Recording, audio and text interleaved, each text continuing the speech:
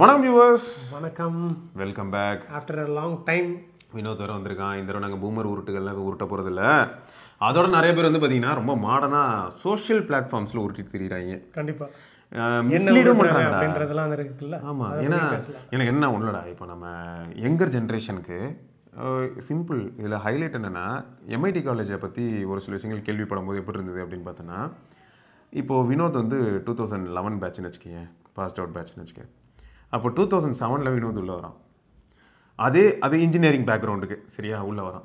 இப்போ அந்த 2007 வினோத் உள்ளே வரும்போது ஃபஸ்ட் இயர் ஸ்டூடெண்ட்டு. வினோதோட மென்டார் யார் தெரியுமா? அது எம்ஐடியில் மட்டும் ஃபாலோ பண்ணுறாங்களாண்டா, இன்னும் பண்ணுறாங்களான்னு எனக்கு தெரியல. பட் நான் எம்ஐடியில் இடையில ஒர்க் பண்ணிட்டு 2014 வந்து போனேன்ல, அப்போ வந்து என்ன சொன்னாங்கன்னா, ஒரு சூப்பரான ஒரு ரிலேஷன்ஷிப் ஒன்று உண்டு அப்படின்னு சொன்னாங்க. அது பொண்ணோ பையனோ அதெல்லாம் கிடையாது, மென்டாருக்கும் ஸ்டூடெண்ட்டுக்கும். அது எப்படின்னு பாரு. அந்த மென்டார் எப்படின்னா, நீ ஃபர்ஸ்ட் இயர் வரும்போது உனக்கு ஒரு நம்பர் இருக்கும், சீரியல் நம்பர். இப்போ எக்ஸாம்பிளுக்கு சொன்னால் 12 ECE 073 அந்த மாதிரி ஒரு நம்பர் இருக்கு. இதே நம்பர் என்ன ஆகும்னா, எத்தனை பேட்சுங்கிறதுக்கு தான் அந்த முன்னாடி 12, 14, 15 போகும், ஐடென்டிஃபை பண்ணிக்கிறது அது போகும். இப்போ வினோத் வந்து ஃபர்ஸ்ட் இயர் ஸ்டூடெண்ட் அப்படின்னும் போது, செகண்ட் இயரில் இருக்கிறவங்களுக்கு ஃபர்ஸ்ட் இயரில் இதே 73 வந்திருக்கும். அந்த 73 வந்த செகண்ட் இயர் ஸ்டூடெண்ட் இருக்கார் இல்லையா, அவர் தான் உன்னோட ஸ்பார்க் மாதிரி. டேரெக்டாக நீ அவரோட தான் எப்பயுமே கான்டாக்டில் இருக்க மாதிரி இருக்கும். உங்களுக்குள்ள ஒரு ரிலேஷன்ஷிப் பில்ட் பண்ணி விட்டுருவாங்க. அது பொண்ணாக இருந்தாலும் சரி, பையனாக இருந்தாலும் சரி, ஒரு நல்ல ரிலேஷன்ஷிப். எப்படின்னா, அண்ணா அந்த மாதிரி, அண்ணா ஹெல்ப்னா பாருங்க, எனக்கும் கொடுத்துருக்காங்க டாஸ்க்கு, கொடுத்து விடுங்க, ஹெல்ப் பண்ணுங்க, இந்த மாதிரி ஒரு நல்ல பாண்டிங் கிரியேட் பண்ணுறாங்க. ஸோ அந்த மாதிரி தான் இப்போ சோஷியல் பிளாட்ஃபார்ம் எடுத்துக்கிட்டாலும் நம்மளோட அனுபவத்தின் மூலமாக நம்மளும் வந்து ஒரு வயசு அதிகமாக இருக்கலாம். சம்டைம்ஸ் என்ன ட்விஸ்ட்னு பார்த்தோன்னா, 20 வயசு 25 வயசு பையன்கிட்ட 50 வயசு இருக்கிற ஒருத்தர் வந்து கற்றுப்பாரு. என்னப்பா என்னென்னமோ பண்ணிட்டு இருக்கீங்க, என்னமோ டேக்குங்கிறீங்க, என்னமோன்றீங்க, அப்படி டப்புன்னு போகிறீங்க, இதை கிளிக் பண்ணுறீங்க, அப்படியே சர்ச் பண்ணுறீங்க, மொத்த டேட்டாவே எடுத்து கையில் கொடுக்குறீங்க, எப்படி அதெல்லாம் பண்ணுறீங்க அப்படின்னும் போது இந்த ஜென்ரேஷன் பசங்க சொல்லி தராங்க. ஸோ இந்த மாதிரி ஒரு இடத்துலையுமே லேர்னிங் ஃபேஸ் நிறையா இருக்கிறது நல்லது. ஆனால் அதுவே மிஸ்லீடிங்காக இருக்கிறத நினைக்கும் போது தான் வருத்தமாக இருக்குது. ஏன்னா நீ நிறைய டேட்டா ஷேர் பண்ணிட்டு இருந்தேன். என்னன்னா, ஏன் மிஸ்லீடிங் சிவபரணி சொல்கிறாப்ல அப்படின்னா, இன்னைக்கு ஒரு ட்வீட் பார்த்துருந்து எதாச்சும் ட்விட்டரை ஸ்க்ரால் பண்ணிட்டு இருந்தப்ப, நளினி யுனாகர் அப்படின்றவங்க நளினிஸ் கிச்சன்னு இப்போ வச்சுருக்காங்க. இப்போ அவங்க ஒரு யூடியூப் சேனலை வச்சு நடத்திட்டு இருந்திருக்காங்க ஒரு 3 வருஷமா. வருஷத்துக்கு 8 லட்சம் ரூபாய் ஸ்பெண்ட் பண்ணியிருக்காங்களா, இல்லை இது வரைக்கும் 8 லட்சம் ரூபாய் ஸ்பெண்ட் பண்ணியிருக்காங்களான்னு தெரியல. என்னோட இன்வெஸ்ட்மெண்ட் மூலமாக வந்து நான் இந்த சேனலை எஸ்டாப்ளிஷ் பண்ணி கடைசியில் என்னோட கரியரையே விட்டுறேன் அப்படின்ற மாதிரி ஒரு ட்விட்டர் போஸ்ட்டை போட்டிருக்காங்க. அந்த போஸ்ட்டை நம்ம இதில் போடலாம். ஆமாம், நான் ஸ்க்ரீன்ஷாட்டாக போடுறேன், அது ஒன்றும் பிரச்சனை. ஸோ அவங்க வந்து நல்ல ஒரு எஸ்டாப்ளிஷ்டு ஒரு கிச்சன் செட்டப்போட வீடியோ போடுறதுக்காக அவங்க பண்ணிட்டு இருக்காங்க. கண்டென்ட் கிரியேஷன்ல இருந்திருக்காங்க, அதாவது ஃபுட்டு ரிலேட்டடாக. அதில் என்ன பிரச்சனைனா, இவங்களால அது சக்ஸஸ்ஃபுல்லாக பண்ண முடியல அப்படின்னு சொல்லிட்டு நான் கிவ் அப் பண்ணுறேன் அப்படின்ட்டு போட்டிருக்காங்க. உடனே அந்த ட்விட்டரில் ட்ராக்ஷனை பார்த்தா 1.8 மில்லியன் வியூஸ், அதாவது நம்ம வீடியோ பண்ணுறவர்களும் இப்போ அந்த போஸ்ட்டுக்கு வந்து ட்ராக்ஷன் இவ்வளோ இருக்குது. ஆனால் ஃபர்தராக அவங்க வந்து நிறைய போட்டிருக்காங்க. லைக் நிறைய பேர் வந்து அவங்கள அப்ரோச் பண்ண தான் சொல்லியிருக்காங்க. ஒரு சிலர் வந்து 3 லட்ச ரூபா கொடுத்துட்றேன், உங்க சேனல்ல தாங்க, உங்களோட அக்கௌண்ட்டை மட்டும் கொடுத்துருங்க அப்படின்னு சொல்லியிருக்காங்க. ஆனா இவங்க என்ன பண்ணிருக்காங்கன்னா, இவங்களோட வீடியோஸ் எல்லாம் டெலீட் பண்ணிருக்கேன் அப்படின்னு சொல்லி போட்டிருக்காங்க. அதாவது 250 வீடியோ வந்து 3 வருஷமா போட்டிருக்கேன் அப்படின்னு சொல்றாங்க. அவங்க அந்த வீடியோவை எதுக்கு டெலீட் பண்ணணும் அப்படின்ற ஒரு கேள்வி எழுது. ஆமா, யாருமே டெலீட் பண்ண மாட்டாங்க. இப்போ மேபி சிலர் வந்து அவுட் ஆஃப் ஃப்ரஸ்ட்ரேஷன்ல பண்றாங்களா அப்படின்னு கூட இருக்கலாம். யாராவது ஃப்ரஸ்ட்ரேஷன்ல அழிப்பாங்களா, இதான் இல்ல, மேபி இருக்கலாம். அவங்க சொல்றது உண்மையா கூட இருக்கலாம். நம்ம அந்த சேனல்ல போய் செக் பண்ணி பார்த்தா தெரிஞ்சிரும். என்னோட क्वेश्चन என்ன, இப்ப சந்தீப் சர்மா தெரியல உனக்கு? யார் அவரு? நம்ம ஷவுமில இருப்பான் சரியா. சந்தீப்போட பழைய சேனல் தான் ரெவர்ட்லெஸ். இப்போ வந்து எப்படின்னா, ஷவுமில ஒர்க் பண்றதுனால இதுக்கப்புறம் வந்து சேனல் ஒப்பீனியன் இந்த மாதிரியான விஷயங்கள் பண்ண முடியாது. ஏன்னா நீ வந்து ஒரு எம்என்சியில் ஒர்க் பண்ண ஆரம்பிச்சிட்ட, அந்த கம்பெனிக்கு சார்பான விஷயங்கள் தான் நீ இனிமேல் பண்ண முடியும். ஏன்னா அது ஒரு பிராண்ட் பேஸ்டு கம்பெனி வேற. அப்போ என்ன ஆகுது, நீ வெளியில வந்து எந்த கருத்தும் பெருசு சொல்ல முடியாது. இதே தான் எல்லாருக்குமே, எல்லா பெரிய பிராண்ட்ஸ்ல இருக்கிறவங்களுக்கும் அப்படிதான் இருக்கும். அவன் சேனல் அப்படியே தான் இருக்கு, அது அப்படியே இருக்கு, அதில் எதையுமே அவன் டெலிட்லாம் பண்ணல. இது எப்படி இருக்குன்னா, அவுட் ஆஃப் ஃப்ரஸ்ட்ரேஷன் அப்படின்னு எடுத்துக்கிட்டாலும் கூட 250 வீடியோ மேக் பண்றதுக்கு இவ்வளவு நாள் எவ்வளவு கஷ்டப்பட்டிருப்பாங்க. அவங்க வருஷத்துக்கு 8 லட்சம் செலவு பண்ணாங்களா, இல்லாட்டி மொத்தமாவே 8 லட்சம் செலவு பண்ணாங்களா? அது எல்லாமே இப்போ வித்தின் நோ டைம் வீணா போச்சுடா. ஆமா, அதுதான் நிறைய பேர் போட்டிருக்காங்க. நீங்கள் ஏன் இந்த கண்டென்ட்டை வந்து டெலிட் பண்ணீங்க, டெலிட் பண்ணியிருக்கக்கூடாது, இது என்னைக்குனாலும் இது இந்த கண்டென்ட் வந்து திடீர்னு பூம் ஆக வாய்ப்பு இருக்குது அப்படின்னு சொல்லி சிலர் போட்டிருக்காங்க. அதுவும் ஃபுட்டு, எனக்கு புரியல. ஃபுட்டு பொறுத்த வரைக்கும் உங்கள் எல்லாருக்குமே நல்லா தெரியும். இப்போ நான் வந்து ஸ்பெசிஃபிக்காக ஏதாவது வந்து படிக்கிற விஷயமா, இப்போ நானோ டெக்னாலஜியில் அப்படின்னு ஆரம்பிச்சேன்னா யாருக்கு அது தெரியுமோ பிடிக்குமோ அவங்க தான் பார்ப்பாங்க. பட் இந்த ஃபுட்டுங்கிற ஏரியாவை நான் பார்க்கும்போது எடுத்துன்னு இருக்கு, மன உளைச்சல் இருக்கிறவங்க ஆரம்பிச்சு ஜாலியாக இருக்கிறவங்க வரைக்கும் டைம் பாஸுக்காக பார்க்குறாங்க ஃபுட்டு வீடியோஸ். சிலர் வந்து ஸ்ட்ரெஸ்னால சாப்பிடுவாங்க நிறைய பேர். சில ஸ்ட்ரெஸ்னால இந்த மாதிரி வீடியோஸை பார்ப்பாங்க, சிலர் வந்து தூங்குவாங்க. ஸ்ட்ரெஸ்ல சாப்பிடுறது அது ஒவ்வொருத்தருக்கு ஒவ்வொரு விஷயங்கள் இருக்கு. இதுல நீங்க சொன்ன உடனே எனக்கு ஒரு ஞாபகம் வந்து வீடியோ டெலிட் பண்ணதுன்னு சொன்னதுனால இவங்க வந்து டெலிட் பண்ண மாதிரியே ஏற்கனவே சக்சஸ்ஃபுல்லா இருக்கக்கூடிய ஒரு வில்லேஜ் குக்கிங் சேனல் இருக்கு இல்லையா, ஆமா அவங்க செம்மையா சாப்பிடலாம் இன்னைக்கு ஒரு ஒரு புடி புடி அப்படின்னு அது அவங்க தான் அது இந்த அவங்க வந்து என்ன பண்ணிருக்காங்கன்னா அவங்களோட முதல் 8 மாசம் போட்ட வீடியோஸை டெலிட் பண்ணிருக்காங்க. ஏன் இப்படி ஆமா அவங்க சொல்லியிருக்காங்க, அதாவது அவங்களுக்கு ஒரு வீடியோ கிளிக் ஆயிடுச்சு, அதுக்கு முன்னாடி போட்ட அந்த 8 மாசம் கண்டென்ட்டை வந்து டெலிட் பண்ணிட்டு இருக்காங்க. ஏன் பண்ணிருக்காங்கன்னா அப்ப புரிஞ்சிருச்சு நீ சொன்னதும். ஏன்னா இப்ப வரதுக்கெல்லாம் வியூஸ் எங்கேயோ இருக்கு, ஆனா அது வந்து வியூஸ் ஆஸ்பெக்ட்ல உள்ள போய் பார்க்கும்போது பெருசா இல்ல. அடுத்த வீடியோ கிளிக் ஆன உடனே இவங்க என்ன பண்ணிட்டாங்க, பழைய வீடியோ எல்லாம் பிரைவேட் பண்ணிட்டு டெலிட் பண்ணிட்டதா அவர் வந்து ஒரு பேட்டியில சொல்றாரு. ஓகே மேபி இவங்க சப்போஸ் என்னைக்காவது ஒரு கண்டென்ட் வந்து பூம் ஆகி அவங்க இந்த கண்டென்ட் எல்லாம் பிரைவேட் கூட பண்ணியிருக்கலாம், மேபி அது ஒரு நல்ல ஆப்ஷனா இருந்திருக்கலாம்.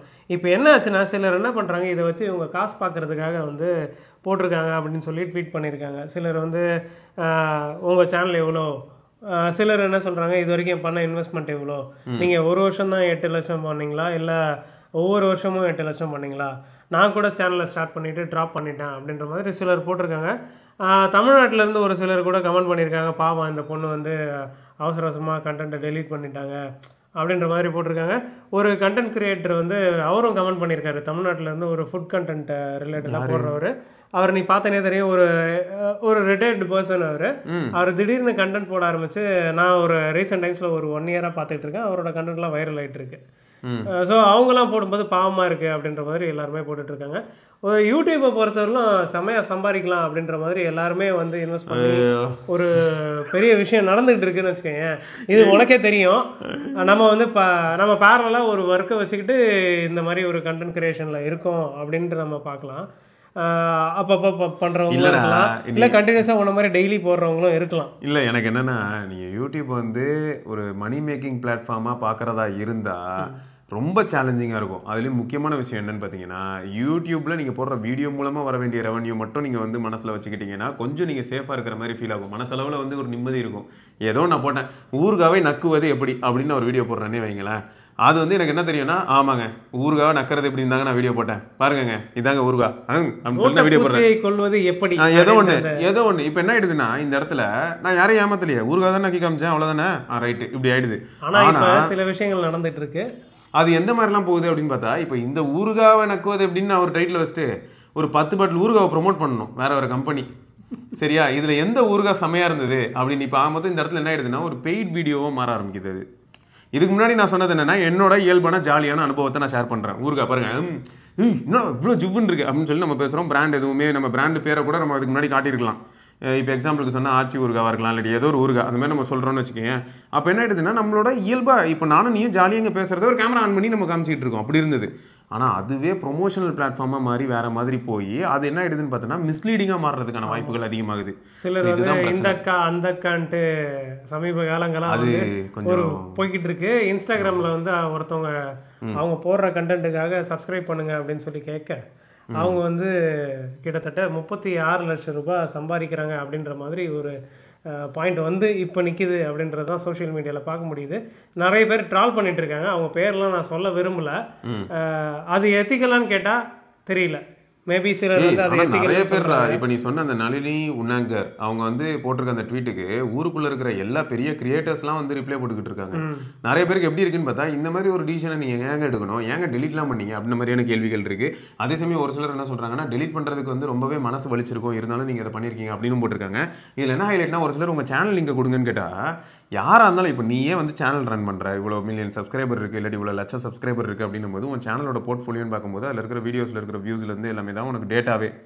நீங்கள் எல்லாரும் என்ன கேட்குறாங்கன்னா, சேனல் நீங்கள் கொடுங்க அப்படின்னா, நான் சேனலில் இருக்க எல்லாத்தையும் டெலிட் பண்ணிட்டேன் அப்படிங்கிற ரிப்ளை வந்து இவங்க போடுறாங்க. இந்த ரிப்ளை பார்க்கும்போது நமக்கு எப்படி இருக்குன்னா, ரொம்ப ஆத்தென்டிக்காக இருக்கிற மாதிரி ஒரு ஃபீலே வர மாட்டேங்குது. நிறைய எப்படி வருதுன்னா, சந்தேகப்பட வேண்டிய.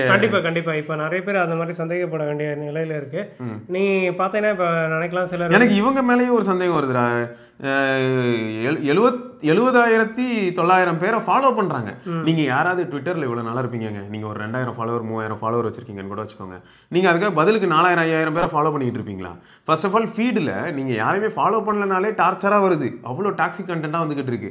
நீங்க பார்க்கணும்னு அவசியம் இல்லை, ஊருக்குள்ள எல்லாரும் என்ன பாக்குறாங்களோ அதை தான் அது வந்து ப்ரோமோட் பண்ணி உங்க ஃபீட்லயும் வர வைக்கும்.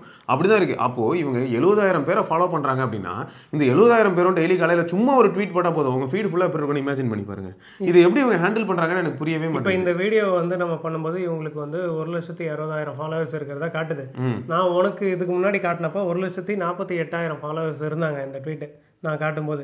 கிட்டத்தட்ட நம்ம பேசி ஒரு 1 ஹவருக்குள்ள இந்த டிரான்சாக்ஷன் நடந்திருக்கு. இது எப்படிடா இது பாசிபிள்? எனக்கு சத்தியமா புரியல. இது வந்து ஸோ இவங்க வந்து இவங்களோட ஃபாலோவர்ஸ் கவுண்ட் இன்க்ரீஸ் பண்றதுக்காக பண்றாங்களா, இவங்களை மானிட்டைஸ் பண்ணிக்கிறதுக்காக பண்றாங்களா அப்படின்ற சந்தேகமும் இருக்கு. மானிட்டைஸ் இவங்க பொலிட்டிக்கல் பீப்புள் இல்லாமல் ஃபாலோ பண்றாங்க ஆல்ரெடி. ஓ இல்ல, இப்போ இங்கே பார்த்தோன்னா திடீர்னு 54 மினிட்ஸ் முன்னாடி ஒரு ட்வீட் போட்டுருந்துருக்காங்க. நம்ம இந்த வீடியோ ஆக்டிவா தான் இருக்காங்க. என்னன்னா 20 கிலோமீட்டர் டிராவல் சார்ஜ் அப்படின்னு சொல்லி சிட்டி பஸ்ல போறது வந்து 25 ரூபாயிலிருந்து 40 ரூபா ஆகும். ஆட்டோ ரிக்ஷால போறது வந்து 150 இருந்து 250 ரூபா ஆகும். ஓலா ஊபர்ல போனா 500 இருந்து 600 ரூபா ஆகும். People still choose Ola and Uber அப்படின்னு சொல்லி ஒரு ட்வீட் போட்டிருக்காங்க. பொதுநல கருத்து மாதிரி இருக்கு. ஆனா எனக்கு புரியாத விஷயமே என்னன்னா, இதில் நிறைய விஷயங்களும் பேசியிருக்காங்க. அந்த ஹெர்பா லைஃப் பற்றி இல்லாமல் பேசியிருக்காங்க. கிறிஸ்டியானோ ரொனால்டோ வந்து சுகர் கண்டென்ட் அதிகமாக இருக்கக்கூடிய ஹெர்பா லைஃப்பை ப்ரொமோட் பண்ணுறாரு. ஏற்கனவே கோலாவை வந்து தவிர்த்தாரு அப்படின்னு என்ன இவங்க அவுட் ஆஃப் கான்டெக்ட்லாம் போற மாதிரி ஃபீல் ஆகுது. ஸோ நிறைய விஷயங்கள் பேசியிருக்காங்க. டாமினோஸை பற்றி கிரிட்டிசைஸ் பண்ணி ஒரு போஸ்ட் போட்டிருக்காங்க. தப்பு இல்லை, நிறைய விஷயங்கள் போட்டிருக்காங்க. ஓகே, அப்போ அதே ஃபீட்லேயே வருது பாருங்க. Just got offered 3 lakh rupees to sell my YouTube account அப்படின்னு சொல்லிட்டு அந்த பதிவு தான் நான் ஏற்கனவே சொல்லியிருந்தேன், அவங்க போட்டிருக்காங்க அப்படின்ட்டு. ஸோ இந்த மாதிரி இவங்க என்ன பண்ணுறாங்கன்னா இவங்களை பாப்புலர் பண்ணிக்கிறதுக்காக இந்த மாதிரியான விஷயங்களை பண்ணுறாங்களா அப்படின்னு எனக்கு அப்படி சந்தேகம் இப்போதான்டா வருது. நான் இவ்வளோ நேரமாக பார்க்கல. ஒன்று இப்போ பார்க்குற சாக்லேட் பிரியாணியில் சாக்லேட்டை வந்து உருக்குன மோல்டன் சாக்லேட்டை ஊற்றி சாப்பிட்ற மாதிரி காமிச்சிருக்காங்க. ஸோ இந்த மாதிரி வரிசையாக வந்து என்ன பண்ணியிருக்காங்கன்னா நிறைய டிஃப்ரெண்ட் போஸ்ட்லாம் போட்டிருக்காங்கன்னு வச்சுக்கேன், பாஸ்தா தோசை அது இதுன்ட்டு. இப்போ எப்படி இருக்குன்னா இது இப்போ எனக்கு என்ன ஃபீல் ஆகுதுன்னா ஏதோ மிஸ்லீட் பண்ணுற மாதிரியே ஃபீல் ஆகுது. இவங்க வந்து நீ சொல்கிற மாதிரி பார்த்தா இப்போ ட்விட்டர் அக்கௌண்ட்டை இவங்க வந்து மானிட்டைஸ் பண்ணுறதுக்காக ஏதோ வந்து மேபி அப்படியும் பண்ணியிருக்கலாம். அதாவது அவங்க என்ன பண்ணியிருக்காங்கன்னா ஃபுட்டு என்னென்னலாம் இம்பேக்ட் பண்ணும் அப்படின்ற மாதிரி இவங்க ஒரு த்ரெட்டாக போட்டிருக்காங்க. அதுதான் அந்த மொத்தம் நீ காட்டின அந்த வீடியோ. என்ன சொல்றாங்க, ஃபுட் வந்து உடம்பு கெடுதல்னு சொல்லியிருக்காங்க. ஜங்க் ஃபுட்டை பற்றி அவங்க போட்டிருக்காங்க, என்னென்னலாம் ஹார்ட் டிசீஸை உண்டாக்கும் அப்படின்னு சொல்லி போட்டிருக்காங்க. மேபி இவங்க வந்து ஒரு நல்ல காசுக்காக கூட இது போட்டிருக்கலாம். ஆனால் பார்த்தீங்கன்னா தொடர்ச்சியாக நிறைய விஷயங்களை பற்றி அவங்க ட்வீட் பண்ணிகிட்டே இருந்திருக்காங்க. இதில் ஒரே ஒரு விஷயம் தான் நம்ம பார்க்க வேண்டியிருக்கு. யூடியூப்பை பொறுத்தவரையிலும் சம்பாதிக்கலாம் அப்படின்ட்டு ஒரு எண்ணத்தோட வரவங்களுக்கு கொஞ்சம் கஷ்டம்தான். ஆனால் ஒரு நியூஸ் பிளாட்ஃபார்மாக நீங்கள் வரீங்க, இல்லை வேற ஒரு அஜெண்டாவோட வரீங்க அப்படின்னா அதுக்கு உங்களுக்கு பேக்கிங் இருக்குது அப்படின்னா இது ஒரு பிரச்சனை கிடையாது. இது நீங்கள் சிங்கிள் ஹேண்டடாக நீங்கள் ஒரு எதுவுமே இல்லாமல் நான் யூடியூப்பை நம்பி வரேன் அப்படின்னு சொன்னால் அது ஏற்றுக்க முடியாத விஷயம். ஏன்னா பல யூடியூபர்ஸை நீங்கள் பார்க்கலாம், அவங்களுக்கு ஒரு ப்ரொஃபஷன் இருக்கும், அதுக்கப்புறம் ஒரு அவங்களோட ஹாபியாக இதை பண்ணிட்டு இருக்காங்க, அதுக்கப்புறம் அதில் மானிட்டைஸ் ஆகி அவங்களால ஏர்ன் பண்ண முடியுது அப்படின்றப்போ அவங்க இந்த இதே ஃபுல் டைம் ப்ரொஃபஷனாக சூஸ் பண்ணி வரவங்க இருக்காங்க. ஆனால் சிலர் சக்ஸஸ்ஃபுல்லாக இருந்தாலுமே திரும்ப பேக் டு ப்ரொஃபஷன்னு போகிறவங்களும் இருக்காங்க. நிறைய ட்ராவல் பிளாகர்ஸ்லாம் நீங்கள் பார்க்கலாம், அந்த மாதிரி அவங்க சொல்கிறதெல்லாம் பார்க்கலாம். சிலர் வந்து சொல்ல மாட்டாங்க, சிலர் வந்து வெளிப்படையாக சொல்கிறாங்க. இவங்க வந்து சோஷியல் மீடியாவில் அதுவும் ட்விட்டரில் ரொம்ப ஆக்டிவாக இருக்கிற மாதிரி ஃபீல் ஆகுதுங்க. ஆனால் இவ்வளோ நடந்த விஷயங்கள்லாம் நிறைய ஷேர் பண்ணியிருக்காங்க, ரொம்ப ஆக்டிவாக இருக்கிற மாதிரி தான் இருக்குது. இது வந்து இப்போ ரொம்ப கன்ஃபியூஸ் பண்ணுது. இப்போ இவங்க வந்து சேனலில் விற்கிறேன் அப்படின்னு சொன்னாலும் கூட அதுக்கும் பெட்டர் வந்து ட்விட்டர்லேயே ஒரு வீடியோ போட்டிருக்கலாமேன்னு தோணுது எனக்கு. ட்விட்டர்லேயே தெளிவாக எக்ஸ்பிளைன் பண்ணி ஒரு வீடியோ, ஒரு 5 minutes வீடியோங்க, இந்த மாதிரி எவ்வளோ காலமாக நான் வந்து யூடியூப் அப்படிங்கிற ஸ்பேஸில் ட்ராவல் பண்ணிட்டு இருக்கேன், என்ன மாதிரியான செலவுகள்லாம் இதுக்கு முன்னாடி பண்ணேன், என்னோட பேசிக் ரெக்குவயர்மெண்ட்ஸை என்னால் ஏன் ஃபுல்ஃபில் பண்ண முடியல, நான் ஏன் சேனலில் வந்து விற்கிற மாதிரியோ இல்லை சேனலில் இருக்க டேட்டாவை டெலிட் பண்ணேன் அப்படின்னு சொல்லி இவங்களே ஒரு 5 minutes வீடியோ போட்டிருந்தாங்கன்னா சப்பையாக முடிஞ்சிருக்கும். ஒன்றும் இல்லை, சிம்பிளாக சொல்லலாம். ஒரு யூடியூப் சேனலை ரன் பண்ணுறதுக்கு உங்களுக்கு எடிட் தெரிஞ்சிருந்ததுன்னா ஒரு சிஸ்டமை வாங்கி நீங்கள் அதுக்கான ஒரு அமௌண்ட் இருக்கு இல்லையா, அந்த அமௌண்ட்டை வாங்கி நீங்கள் எஸ்டாப்ளிஷ் பண்ணுறதுக்கு ஸ்பெண்ட் பண்ண வேண்டியிருக்கும். அதுக்கப்புறம் விஷுவல் எடிட் தெரியலனா நீங்கள் விஷுவல் எடிட்டருக்கு ஸ்பெண்ட் பண்ணுற மாதிரி இருக்கும் மந்த்லி இன்கம்க்கு. அப்புறம் உங்களுக்கு இன்கம்க்கு என்ன பண்ணுவீங்க அப்படின்ற ஒரு விஷயம் இருக்குது. ஸோ இது இந்த எல்லா ஆஸ்பெக்டையும் யோசிச்சுட்டு தான் நீங்கள் ஒரு யூடியூப் சேனல் ஆரம்பிக்கிறதுக்கு களத்தில் இறங்கணும்.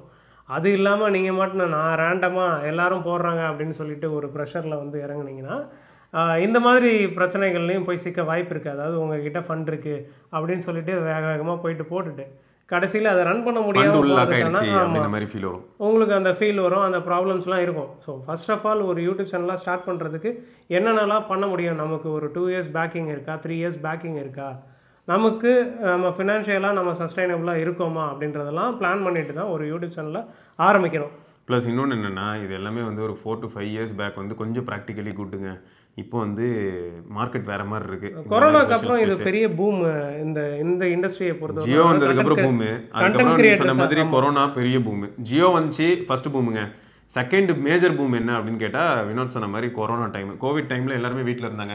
அப்போ என்ன ஆயிடுச்சுன்னா, இந்த சோகால்டு செலிபிரிட்டிஸ் இருக்காங்க பார்த்தீங்களா, அவங்க ஆரம்பிச்சு விட்டாங்க ஒரு ட்ரெண்ட். எல்லாருமே சேனல் ஆரம்பிச்சாங்க, எல்லாருமே சோஷியல் ப்ரெசன்ஸ் ரொம்ப ஆக்டிவாக பண்ணாங்க. ஏன்னா வேற எங்கேயும் போய் எதுவும் வேலை பார்க்க முடியலன்னும் போது அவங்க இந்த மாதிரி பண்ண ஆரம்பிச்சாங்க. இல்லை, எனக்கு இந்த பக்கம் ஒரு விஷயம் சொல்ல வேண்டியிருக்கு. இப்போ சக்ஸஸ்ஃபுல்லாக இருக்கக்கூடிய நிறைய பேர் பார்த்துருக்கலாம். நீங்கள் வந்து கேசி நைஸ்டட்ன்ட்டு இருக்காரு, அதுக்கப்புறம் MKBHD டெக் தெரியும். எனக்கு இவங்களெல்லாம் இந்த 5 வருஷத்துக்கு முன்னாடி தான் எனக்கு அறிமுகமானாங்க, என்னோட கசின் மூலமா. ஸோ அதுக்கு முன்னாடிலாம் எனக்கு தெரியாது. ஆனால் இவங்கலாம் வந்து பேஷனேட்டா, இவங்க டெய்லி கன்சிஸ்டண்டாக ஏதோ ஒரு வீடியோ போட்டுக்கிட்டே இருப்பாங்க ஒரு காலகட்டத்தில். ஈவன் இப்போ மதன் கௌரி எங்க எல்லாருமே சொல்றாங்க, மதன் கௌரி வந்து டெய்லி போட்டுட்டு இருக்காரு, கன்சிஸ்டண்டா போட்டுட்டு இருக்காரு, அண்ட் ஏதோ இன்ஃபர்மேட்டிவா கொடுத்துட்டு இருக்காரு அப்படின்னு. ஆனா மதன் கௌரியுமே பார்த்தாலே ஒரு ப்ரொஃபஷன்ல இருந்தார், ஐடி ப்ரொஃபஷன்ல இருந்துட்டு அவர் ஒர்க் பண்ணிட்டு இருந்துட்டு தான் இந்த வீடியோ போட்டுட்டு இருந்தாரு. ஸோ அவர் வந்து கிட்டத்தட்ட ஒரு 2 லட்சம் சப்ஸ்கிரைபர்ஸ் ஆனோடனே அவர் வந்து வேலையை விட்டதா கேள்விப்பட்டேன். அது உண்மையான எனக்கு தெரியல. மேபி அன்னைக்கு டே வேறங்க, ஆனால் இன்னைக்கு டே வந்து சீரியஸாக சேலஞ்சிங்காக இருக்குங்க. ரெண்டாவது என்னன்னா, உங்கள் மனசாட்சியை பிச்சு வெள்ளத்துக்கு போட்டுட்டு நீங்கள் வந்து பெய்ட் கண்டென்ட்ஸ் அதிகமாக பண்ணுறதுக்கு ரெடி அப்படின்ற பட்சத்தில் உங்ககிட்ட அதுக்கான நம்பர்ஸும் இருக்குன்னும் போது நீங்கள் வந்து இதை ஃபுல் டைமாக பண்ணுறதுக்கான பாசிபிலிட்டி கொஞ்சம் ஹெல்த்தியாக மாறுது அப்படின்னு சொல்லலாம். பட் இந்த இடத்துல என்னென்னா, நான் தான் ஒன்று சொல்கிறேனே, நீங்கள் ஆல்ரெடி கொஞ்சம் இலகன மனம் கொண்டவராக இருந்தீங்கன்னு வைங்களேன், கொஞ்சம் சில மிஸ்டேக்ஸ் பண்ணுறதை நீங்கள் அக்செப்ட் பண்ணிக்க மாட்டீங்க அப்படின்னா கஷ்டமான ஒரு ஸ்பேஸாக அமையறதுக்கான பாசிபிலிட்டி இருக்குது. நிறைய கஷ்டம் இருக்குங்க, அது இன்னொத்த சொல்ல அது நிறைய இருக்குது. சரி, மொத்தம் வந்து வினோத் இந்த டாபிக் எடுத்துகிட்டு வந்ததுமே எனக்கு என்ன தோணுச்சுன்னா, கண்டிப்பாக அதை பற்றி சொல்லி ஆகணும். அதுவும் யங்ஸ்டர்ஸ் வந்து என்ன ஆகுதுன்னா, மேக்ஸிமம் மிஸ்லீட் ஆகிறாங்க. அதுவும் எந்த மாதிரின்னு பார்த்தீங்கன்னா, இப்போ என்கிட்ட கொஞ்சம் காசு இருக்குது அப்படின்னா நான் இப்போ யூடியூப் சேனல் ஸ்டார்ட் பண்ணி அதிலே பெரிய ஆளாயிடலாம் அப்படின்னு நினைக்கிறாங்க. நான் தப்புன்னு சொல்ல வரலங்க, அதை நீங்கள் டைம் பாஸ்க்காக பண்ணுற வரைக்கும் கொஞ்சம் ஜாலியாக இருக்கும். பட் அதை ப்ரொஃபஷனாக பண்ண ஆரம்பிச்சு அதுக்கப்புறம் நிறைய சேலஞ்சஸ் உள்ள வர ஆரம்பிக்கும். அந்த சேலஞ்சஸ் எல்லாம் நீங்கள் டேக்கிள் பண்ணும்போது ரியாலிட்டி ஹிட்ஸ் அப்படின்னுவாங்கல்ல, அந்த சுச்சுவேஷனில் இருக்கும்போது கொஞ்சம் ப்ரெஷர் பில்ட் ஆகும். அது ஏன் தேவையில்லாமல் வந்துக்கிட்டு கழுது, அது ஓரமாக தூக்கி போடு அப்படிங்கிறதுக்காக தான் இந்த வீடியோ, மற்றபடி வேறு எதுவும் கிடையாது. ஸோ நீங்கள் என்ன நினைக்கிறீங்க? எனக்கு வந்து பார்த்தீங்கன்னா, அவங்களோட காசு ஜென்யூனாக இருந்து அவங்க நிஜமாவே அவங்க சேனலை விற்க முயற்சி பண்ணுறாங்க, அவங்க போட்ட காசை வெளில எடுக்கிறதுக்கு ஏதோ ஒரு முயற்சி பண்ணுறாங்க அப்படின்னும் போது அந்த நல்ல காசாக இருக்கும் பட்சத்தில் அது நடக்கணும் அப்படின்னு சொல்லி வாழ்த்துறேன். ஓகே, கண்டிப்பாக இந்த மாதிரி யாரும் எக்ஸ்பிளைன் பண்ணுறேன் அப்படின்னு சொல்லிட்டு இறங்க வேண்டாம். தெளிவாக ஃபினான்ஷியலி திட்டமிட்டு இறங்குறது தான் சரியான சாய்ஸாக இருக்கும் அப்படின்றது என்னுடைய ரெக்கமெண்டேஷன். கண்டிப்பாக நல்ல விஷயம்தான். ஸோ மொத்தம் அதுதாங்க, இதை சொல்கிறதுக்கு தான் வந்திருக்கோம், வேறு எதுவும் கிடையாது. இதை தொடர்ந்து இன்னும் நல்ல ஏதாவது யூஸ்ஃபுல்லான ஒரு சில விஷயங்கள் கிடச்சதுன்னு வைங்களேன், கண்டிப்பாக நானும் வினோத் உங்களை வந்து திரும்ப நாங்கள் சந்திப்போம். அது வரைக்கும் சிவபரணி, வினோத் பச்சையப்பன், நன்றி, வணக்கம். வண்டியை விடாம நாள் கணக்கா சுத்திட்டு இருக்கான். மறக்காம சர்ப்ரைஸ் பண்ணுங்க. தேங்க்யூ. என்ன ராமலிங்கம் ஆலைய பார்க்க முடியல, எப்படி இருக்க? நல்லதா இருக்க, நீ எப்படி இருக்க? நல்லா இருக்கானப்பா. மத்தவன் பேச்ச கேட்காதே, பெத்தவன் பேச்ச கேளு. யதோ யதோ கவசாக்கி, அதோ அதோ மிட்சுபிஷி, சௌபாக்கியா.